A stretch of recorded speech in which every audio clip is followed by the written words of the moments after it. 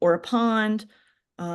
We need to acknowledge with streams and ponds that we want to be environmentally conscious when we use them and put good access points to them, and not deteriorate the banks if we can avoid it. But permanent watering systems give us a source that is going to be at one location all the time, and it's not going to move. The alternative to a permanent watering system is a temporary system. With a permanent watering system, we are committed to making sure that our fencing allows us to utilize these watering points in multiple locations on farms. This is just a Google Earth map, Google Earth Pro in this case. And these are just water lines on a farm.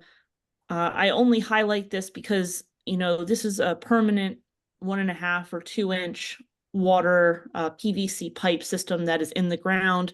It's 36 inches deep, below the frost line, and it's going to exist for a very long time. So when I make the commitment to put in a watering system like this, my fencing is going to have to meet this watering system. For a lot of people, the watering system actually determines how we can rotate. We can a lot of times be very flexible with temporary fencing, but temporary watering systems are less commonly seen. And so these permanent watering systems a lot of times make the decision for us. So this farm has, you can see here, pinpoints, 2 in red and 2 in black. Those are 2 frost tree water tanks and 2 electrified water tanks that are heated. In this case, there's 4 water tanks on that farm. And then actually another water that's fed off of this pond down here that gives access. One thing that is really nice about this is that when this water system was put in, we walked all of the water line with just our phone as a GPS coordinate and then overlaid it on the Google Earth map. And now we have exact locations for all of those water lines in the ground in a form that we can then transfer to another generation if another generation comes onto the farm.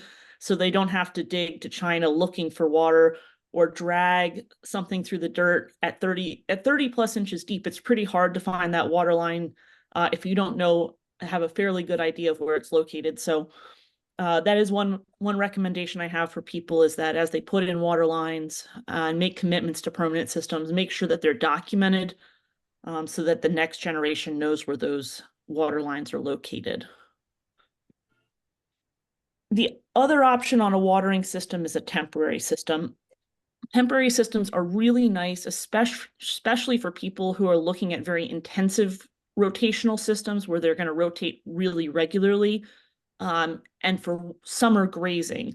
A lot of times for winter usage, those temporary systems are, if not frowned upon, people are more hesitant to use them because of freezing, because they don't always like to have those water lines on the surface in the colder climate. They can be buried as well, with some access points, even with a temporary watering system. In most cases, people still use permanent water lines to get out a certain distance away from a water source, and then they'll use a temporary system in that last section, because it typically has smaller pipe and therefore a little bit higher resistance, friction losses in those pipes. But the benefit is that we can then move those water tanks around. We can change the layout. So if we don't have full confidence on where our watering systems are going to be, this is a really nice option for us because it gives us a little bit more freedom to make different decisions in how we set up our rotational system. If anyone has been to the grazing school, they do a really nice job showing how to set up a temporary watering system with a pretty low cost option. The one thing I will say is when we talk about fencing next, you'll see that the cost difference between temporary and permanent fencing can be very significant.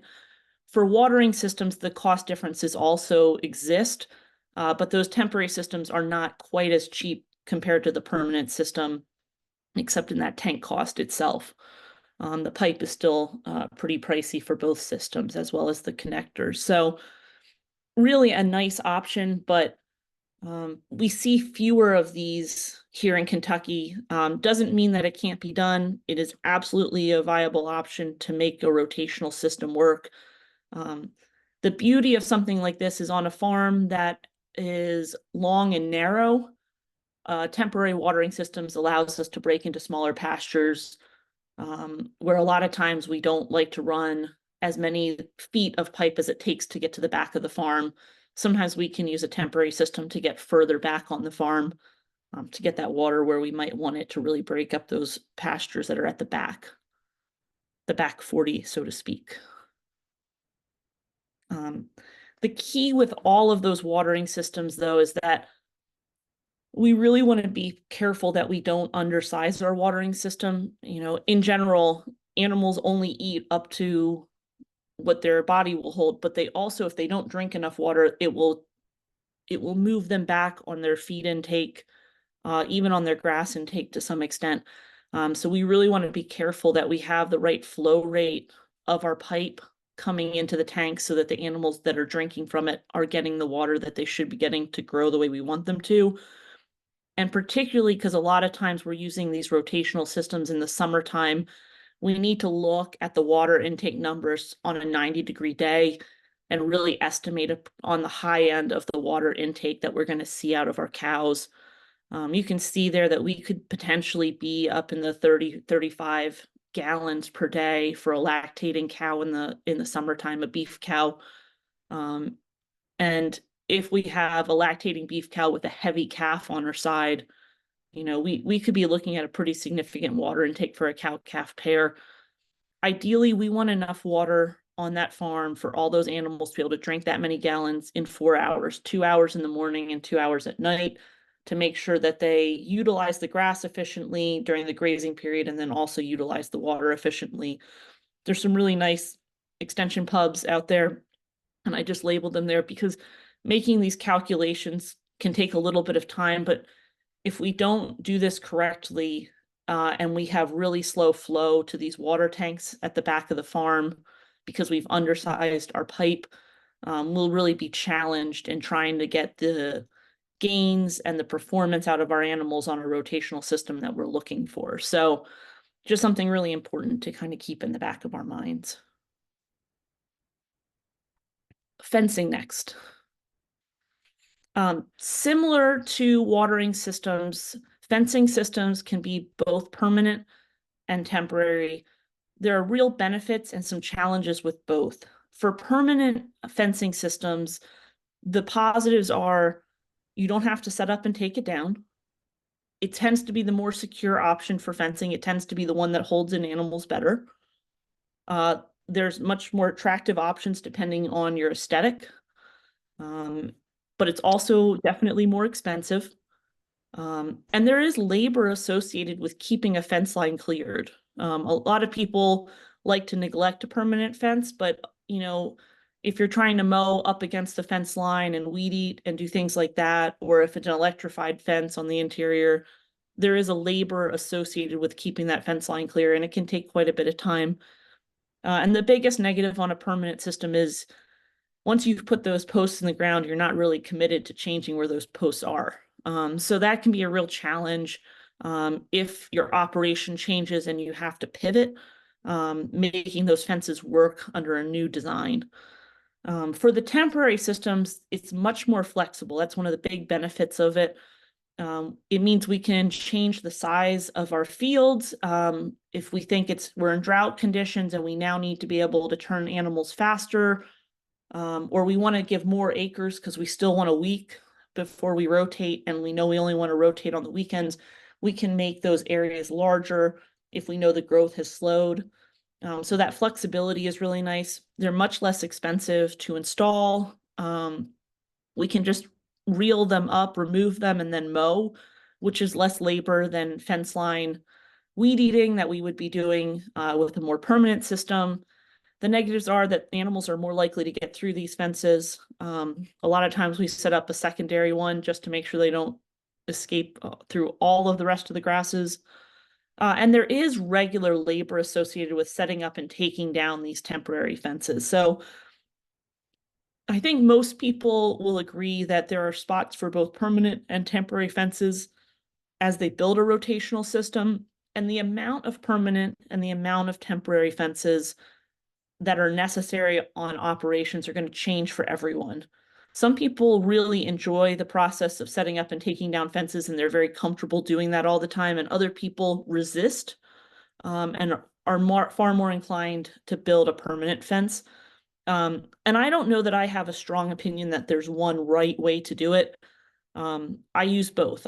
Personally in my farm, I want permanent fences in certain areas. I want to protect certain fields, like my best hay fields, and I want to make sure cattle don't get in there. So I use permanent fencing to secure those areas. And then in some of my other larger pastures that might also be hay fields, depending on season, I might use temporary fencing to rotate through that area during parts of the year where I want to graze, and then in other parts of the year when I want it to be a hay field, I want a big area to run equipment more efficiently through. So everyone's going to make different decisions on their operation, and I'm not sure that there's a right or wrong option, but I think both have their place. The key with all of it, though, is that we want to do really good planning. Essential for the permanent fences, but not a bad thing to be doing even with the temporary fences, and really planning out the size of the pastures or the paddocks that are going to be built.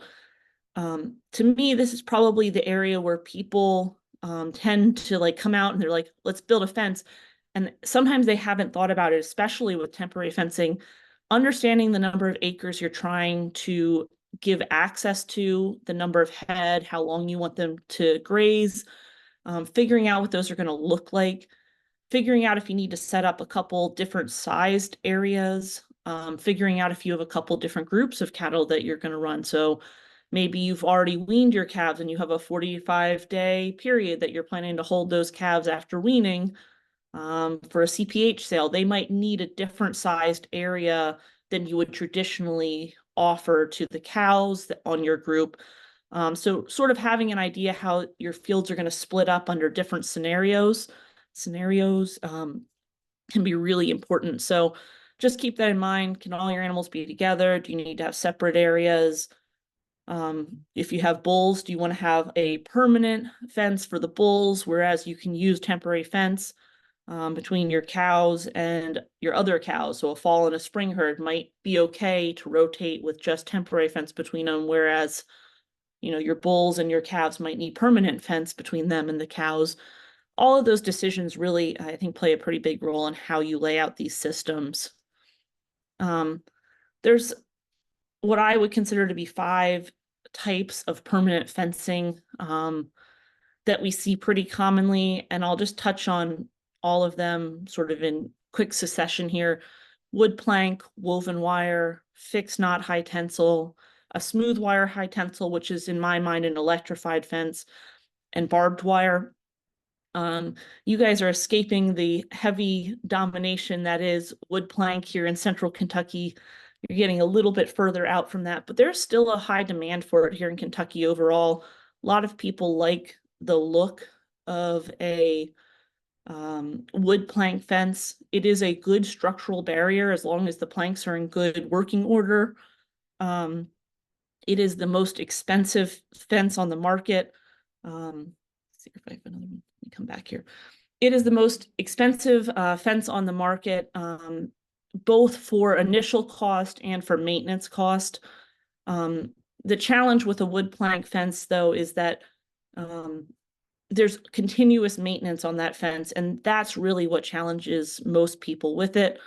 Woven wire has been our standard fence for a perimeter for quite a long time. Woven wire fences have a knot structure and a lower carbon steel that gives them a pretty good amount of stretch. They tend to sag over time, but the beauty is that they're very resilient when no one maintains the fence line. So they're really good on a perimeter where you're not sure if the neighbor's going to do their part for making sure that fence is still going to be able to last for 15, 20, 30, sometimes 50 years, depending on the size wire and the quality of that fence as it was built. Fixed knot high tensile fences look really similar to a woven wire. This picture here on the upper right of the screen is a fixed, not high tensile fence. The key with this design is that the stays that are vertical are a continuous piece of wire going down, and there's a continuous wire going horizontally too. And that gives that fence a really nice structure. It lets us space out our posts. What it ends up doing is it makes the fixed, not high tensile fence significantly cheaper than a woven wire fence, which needs a post every 12 foot. The fixed knot can be much more forgiving, having a post every 20 or 25 feet. And it also doesn't tend to sag as much because it's got a high tensile steel, which is a high carbon steel, which has less stretch and more memory. So it keeps trying to go back to the original shape. The other high tensile wires that we see on the market are a smooth wire high tensile and a barbed wire that's also high tensile. Smooth wire high tensile is a beautiful material. It is very inexpensive. If we look at building a fence, this is our cheapest option. For more permanent interior fences, I'm a big believer in it. I think it's very effective.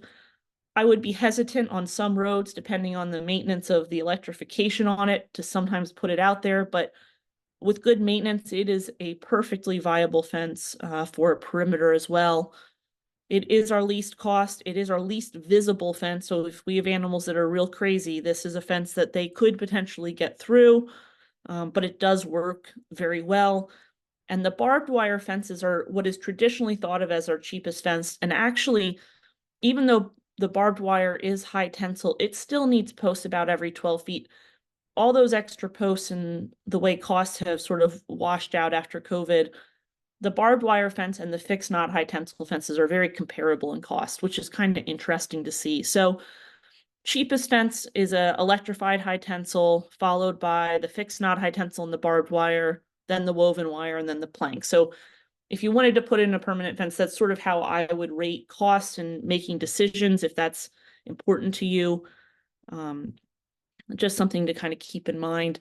I think most people need some amount of permanent fence, at least on large pastures, and then using temporary fence to create smaller areas for better management and rotation.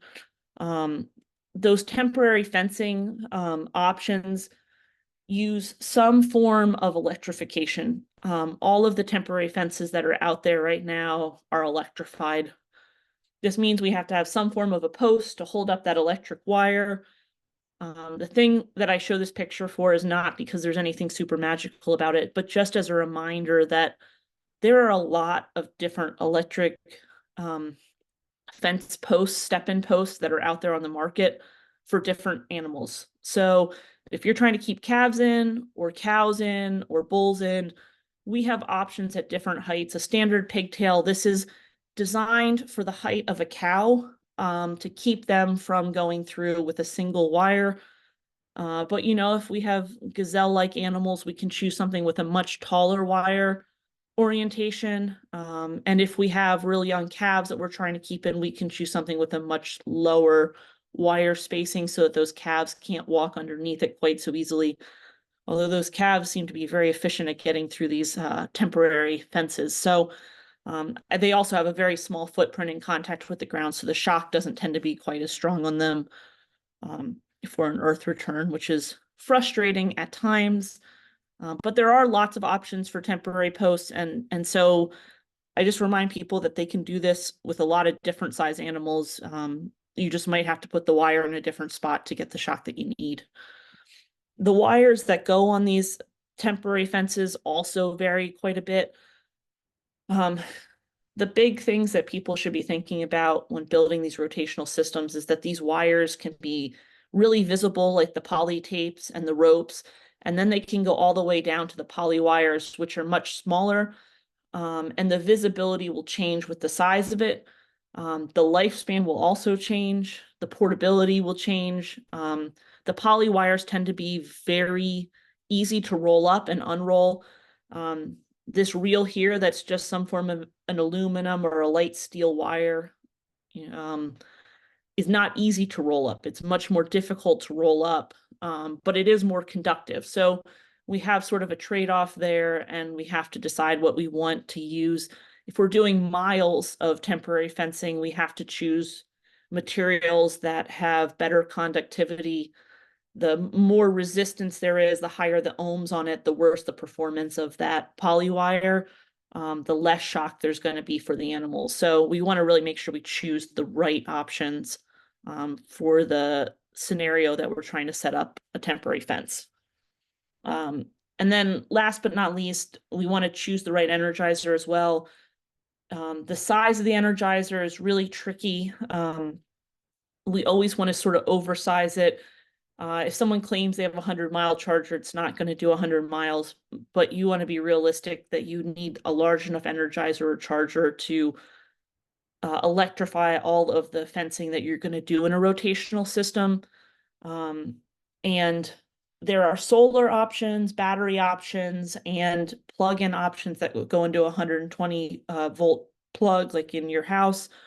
The solar options are really nice in that they're very flexible. They allow us to set up fencing anywhere we want to. It doesn't have to have power on a farm. The challenge is they cost at least double what the plug-in fences do. And usually it's more to 3 to 4 times the amount for the same amount of power coming out. So we want to be careful and pick an option that is cost effective. And while the solar is very convenient, it is not necessarily the most cost-effective option on the market. Those plug-in ones are by far these AC-powered ones are the most effective ones in terms of purchase price. And I'm not selling one brand over another. I'm just showing you a couple different options that are out there on the market. Grounding wise, this is probably the key to all of the temporary fencing that's out there, is getting a grounding system that works. Without a good ground, we don't shock the animals, they don't stay in the fence, and we can't do rotation the way we want to. So we want to make sure we have the right grounding system for the sized energizer and the type of wire that we're using. The larger the system, more grounding we need. The larger the energizer, the bigger the shock capacity is. Therefore, the bigger the grounding system needs to be. Think of the grounding system as the antenna to receive all of this energy back so that we can complete a circuit. And if we don't get it built correctly, we aren't actually going to shock an animal and get to what we need. So to me, the best thing we can do is on our permanent fencing or our options is to run some form of electrified wire on it and then use temporary fences. That wire does a really nice thing. It keeps animals off of our permanent fencing systems, which gives us a much longer lifespan on them. And it also supplies electricity anywhere in the pasture, which means we don't have to move a grounding system around or the charger, which is always a nice benefit. We can do earth returns, we can do wire returns. All of our temporary system are earth return, but some of our permanent systems can be wire return if we do really have problems with getting animals to respect a fence. We do have those options available. I just want to touch on these two things really quickly here that I think in the design of a rotational system, after making the bigger financial decisions about water and fencing, or shade and labor. And for shade, there's really a couple things that are options on most people's farms. The first and foremost is the trees. A lot of us look at our pastures and say, how could we split the pasture up and not leave our animals without shade, regardless of what week it happens to be that they go through the rotation? Can we break up the field in such a way that everyone gets shade? Trees are the biggest one. Buildings are another option. And if we don't really have either trees or buildings available, there are commercially available portable shades and built shades that can be taken out into the fields. They are not cheap to purchase, but they are out there for people that really want shade, but they currently don't have trees. Planting new trees is an option, but you're years out from them being viable for actually keeping cattle cool in the summer, and it takes a lot of work to protect them. So not to discourage you from planting trees, but to have a plan in the meantime is important as well. We have pretty hot weather in the summer times, and having no shade can be dangerous and really inefficient if we're trying to get growth and performance out of our cattle. This is an interesting farm. This is a farm that was split into three large pastures. The back pasture was primarily a hayfield, but it did have a pond with a controlled access point for water. So if the back was to be used as part of a rotational system, it already had a water source in it. And you can't see it in this picture, but there is actually permanent fencing around that pond in the back. The next field up actually has two water points in it, one in front of a barn and then one sort of between those two barns. This is the field that has the best tree cover. There's tree cover, see if I can find my mouse, here on this hillside and then back here on this hillside as well as along a fence line down here and a fence line up here. So this field actually has pretty good tree cover throughout most of that field. The front field has currently no water in it, being given access to this water point occasionally, or being used for hay depending on the time of year.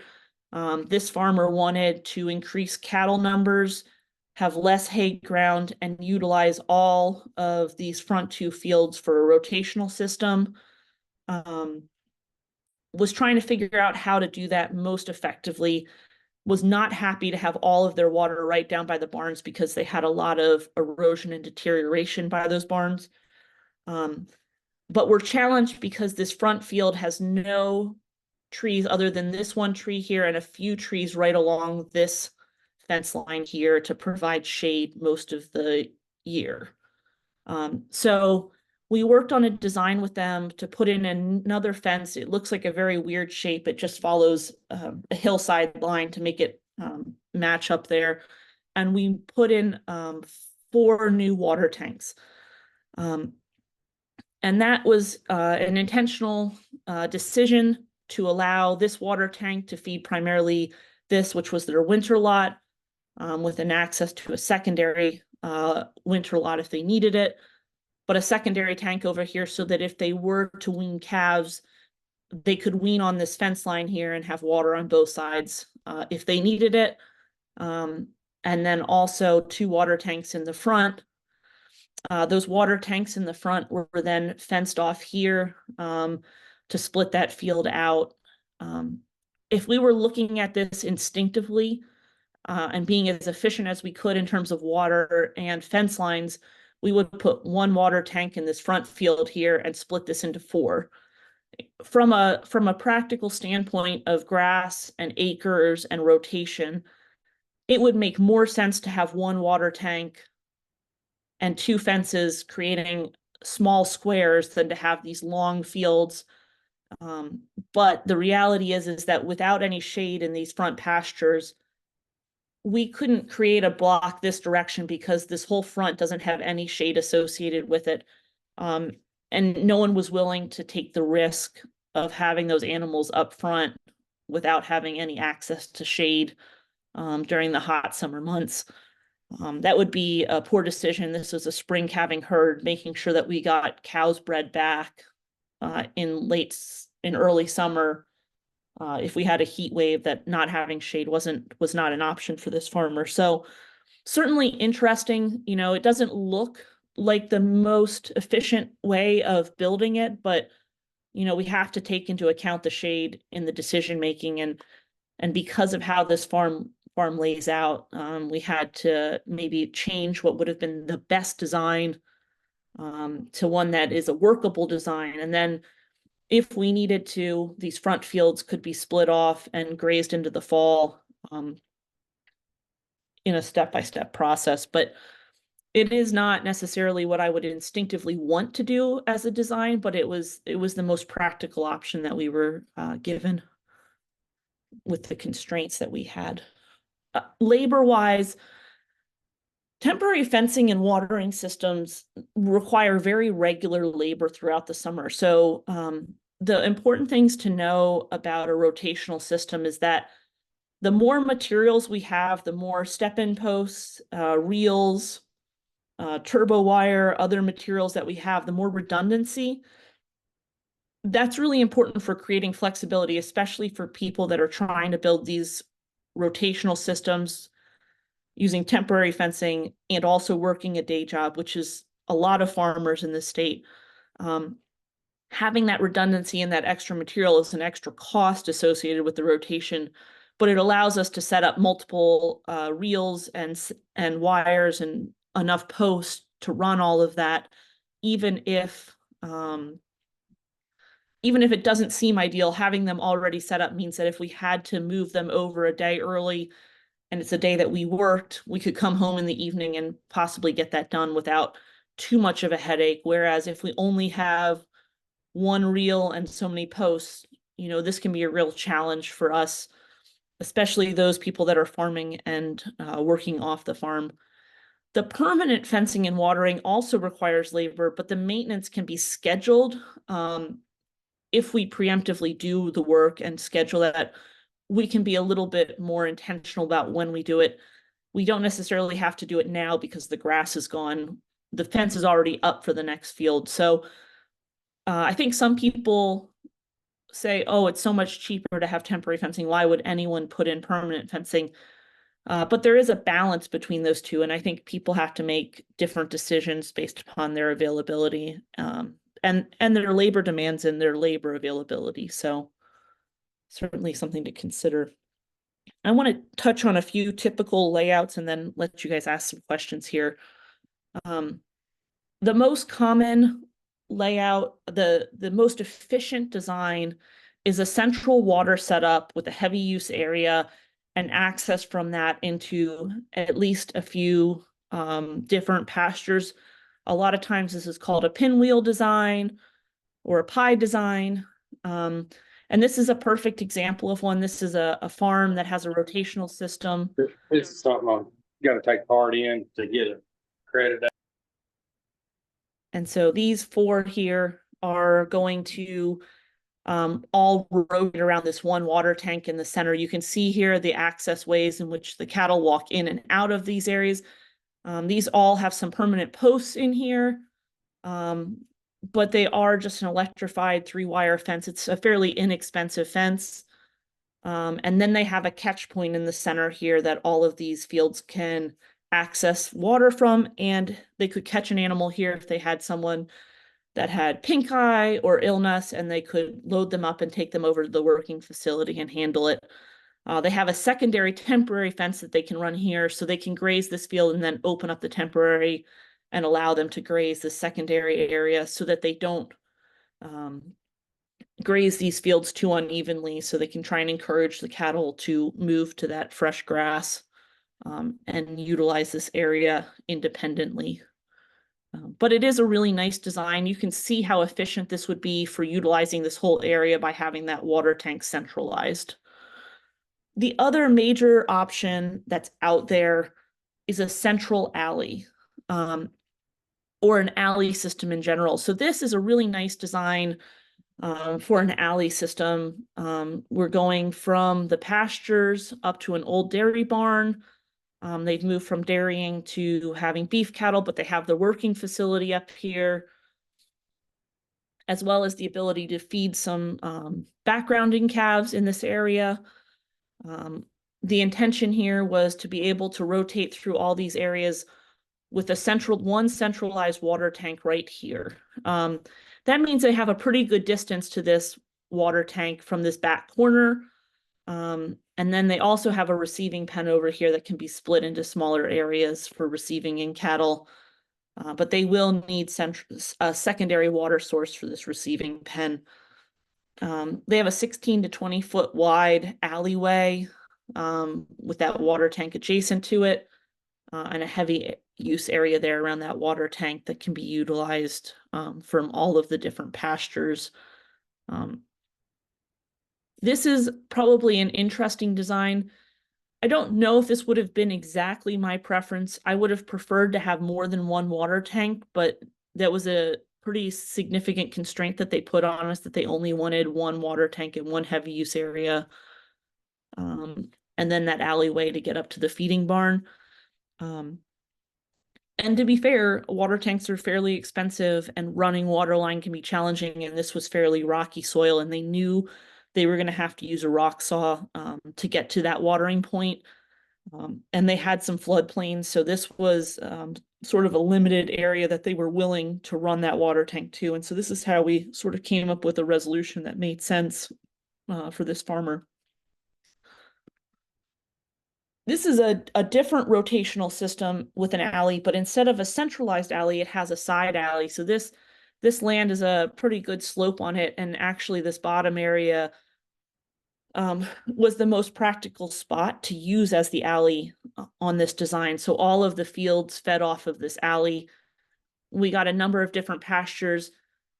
Those fence lines, again, we see some really strange shapes to those fence lines, but it was very intentionally done to give access to trees in all the fields, and to not have to take out trees while still giving the same area in some of these different pastures in terms of acres of land. This is not an unusual thing that we would have some different shapes built into these designs because of preferences to keep trees and not have to clear them out. Although a side alley rather than a centralized alley is a little bit unusual. In this case, this was the easiest spot to develop that without having to clear tree lines along a hillside to make a new path. And let me show you one more option that is something that's in between like a pinwheel design and a centralized alley design, which I think is kind of interesting. This is a much larger farm, someone that is doing a lot of high value genetics. So he's much more focused on his breeding stock, his AI programs, and then he's also developing bulls and heifers for sales. So he has a couple different groups of animals that come in. So he has a feeding barn up here in his central area, as well as, you know, all of his hay and feeding spaces.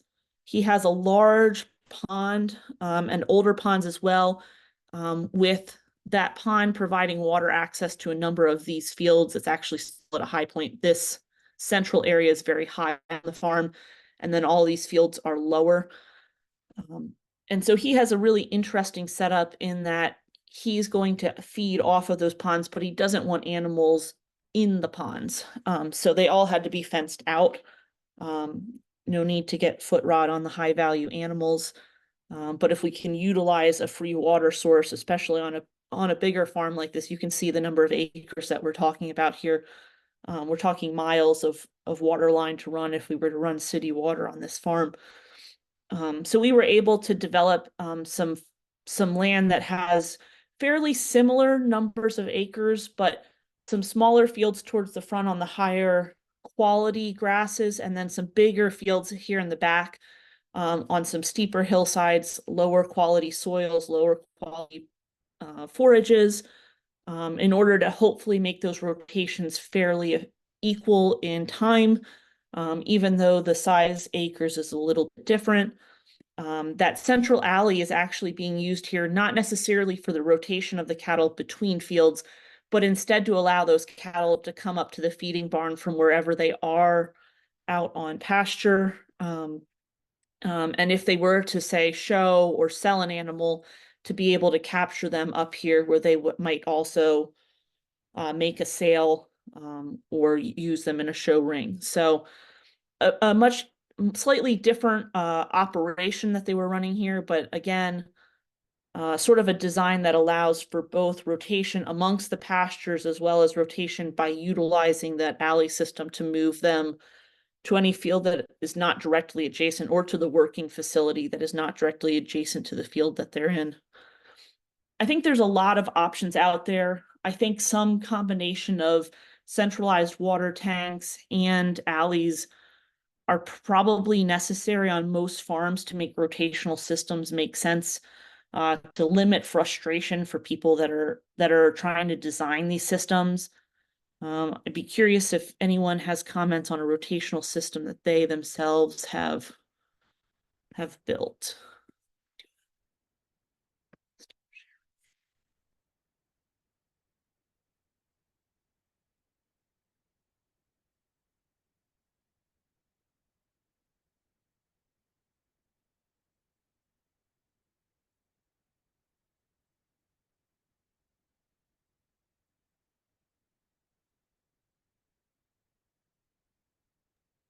on their farm has been happy. They've immediately seen positive results.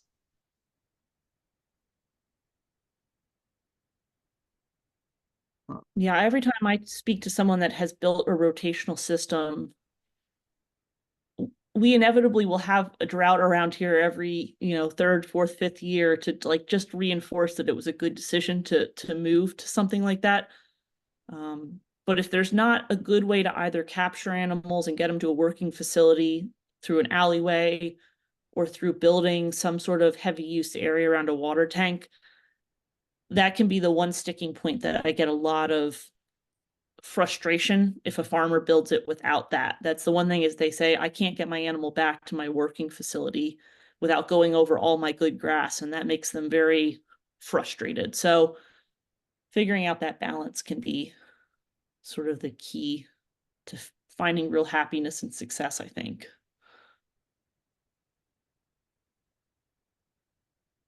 Questions out there. I think I sent you all a prompt asking you to unmute.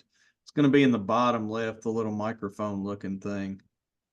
Any questions for Morgan? Yeah, Morgan, I've got one question. How soon do you think the virtual fencing will be available in the United States? Technically, we have access to one or two of the options, but they've shown up in Western US, not here. Right. Yeah. I would guess that we're going to see some form of virtual fencing within the next 3 to 5 years. The question is, how good is it going to be on small acre farms? Is it do we have good enough satellite images, especially on hillsides and things like that, that we can get the precision down where we need it to be or not? Because you want to be careful that you don't put it so tight that you don't actually give access to the water or something like that. And you're still probably going to have 10, 20 feet on all sides of the water tank that are always getting overgrazed. It just is going to depend a little bit, but some of the systems that they're using in Europe are fascinating, very good. So I think we'll see them, and I think we will see them sooner rather than later. We met with some of the people, myself and Josh Jackson, who's another ag engineer from Gallagher, higher level, like people in research and development, to talk about the virtual fencing in the last year. And the opportunities with it are tremendous. Yeah.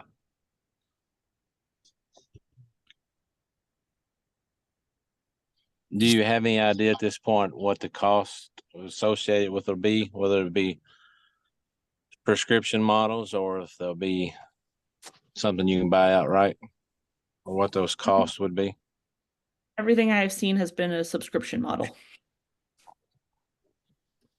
I think they know that's where the money train goes. I think it will be subscription. I think you will pay for each collar that is on the system.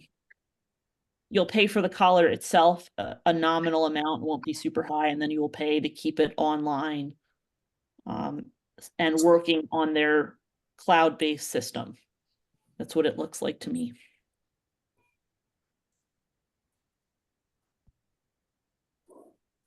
All right, as you're thinking about questions here, I've got the evaluation QR code up, and I've put the link in the chat and trying to make it where you can get to the evaluation survey.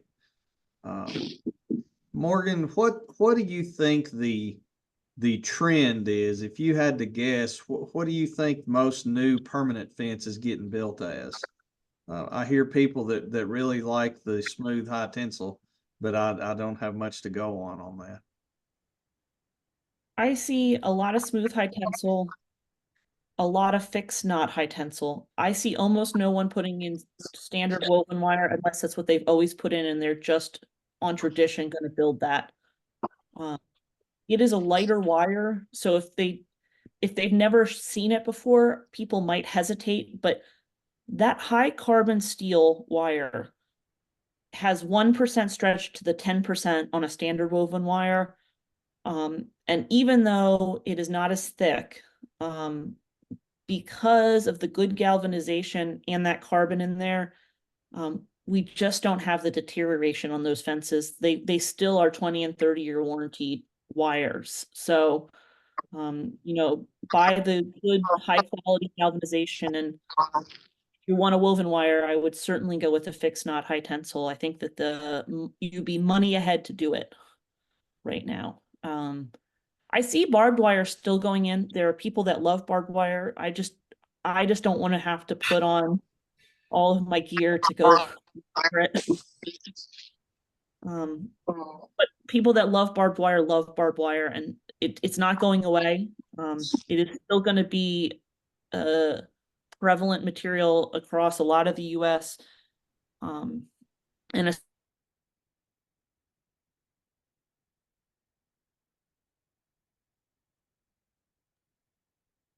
Greg, I think you muted everyone. Yeah, including- I muted everybody, including her. Sorry about that, Doc. that's okay. Sorry.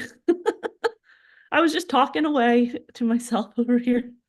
I think that you're going to see all of those options stay on the table, but my instinct is you're going to see more electrified fence. NRCS has changed their specs in Kentucky.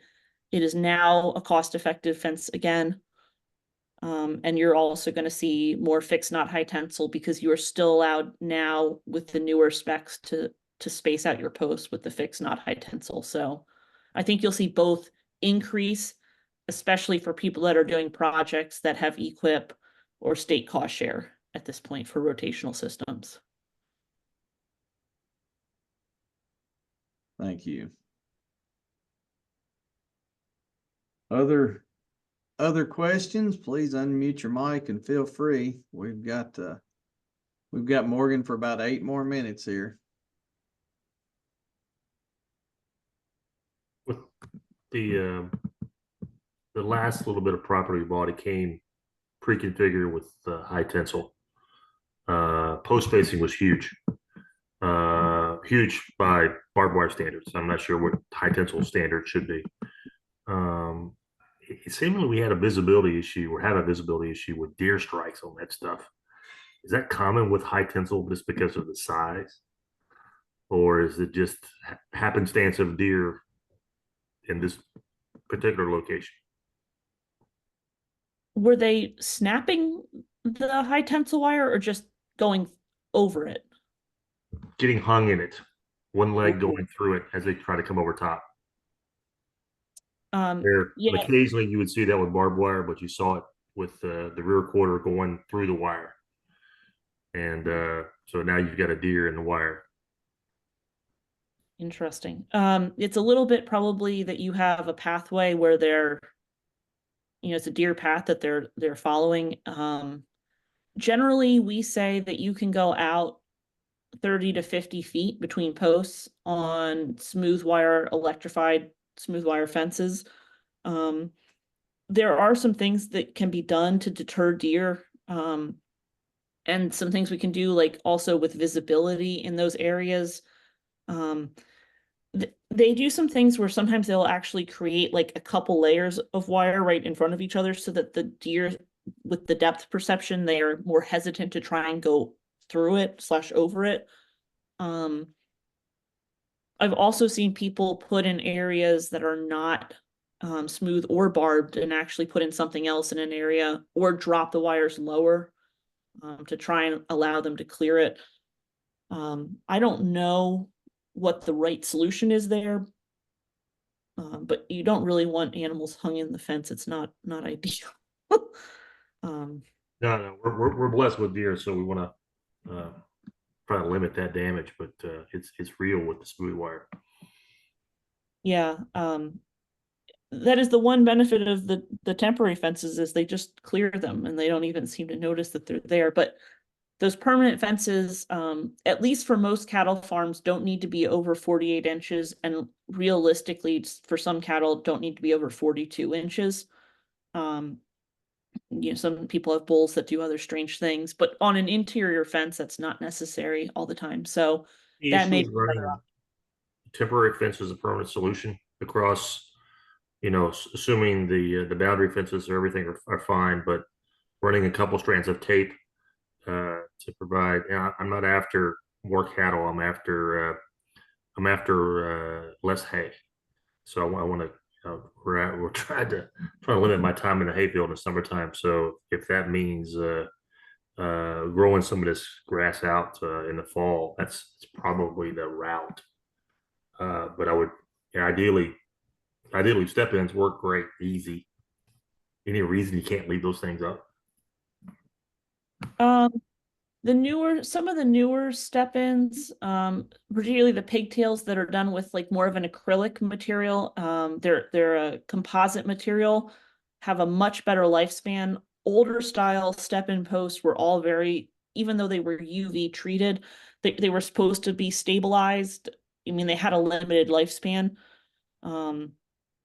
So you're sort of playing a game with how long do you expect those posts to last if you leave them out there. Those newer ones that are composite are supposed to be much more stable under UV conditions and much better to stay out there. I have some that I run on my farms that have been out there 3 years and they don't seem to be degrading. And, I spent a lot more money on them, so I'm hoping that they last longer. But I don't personally know from experience how long they're going to last under regular use for 6, 8, 9 months out on a fence line. So, but at 3 years, they look a lot better than my old pigtails that were just dipped. So I would say, when in doubt, pay more for the better posts that are composites. You're going to get much longer lifespans out of them if they're going to be out in the elements for longer.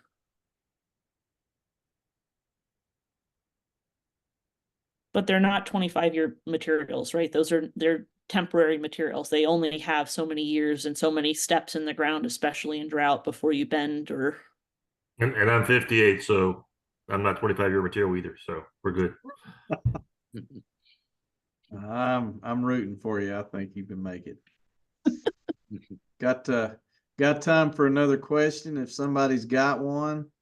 If you're having a difficult time with getting your phone to scan the QR code or something for the valuation, I will do like I did last time and email everybody the link. I appreciate those of you responding. It helps Jason and I kind of know what to do for when we do this program next year. Still got a couple of minutes if you got anything else for Morgan.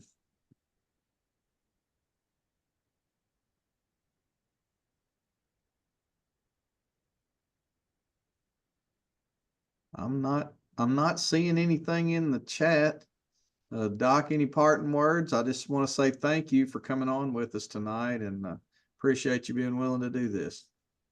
Yeah, thanks for having me and good luck with your rotational systems. Hopefully we have a good productive forage year next year. No too much rain, no too little rain, and everything goes smoothly for you all. All right. With that, I'm going to end our meeting. We'll be back next week.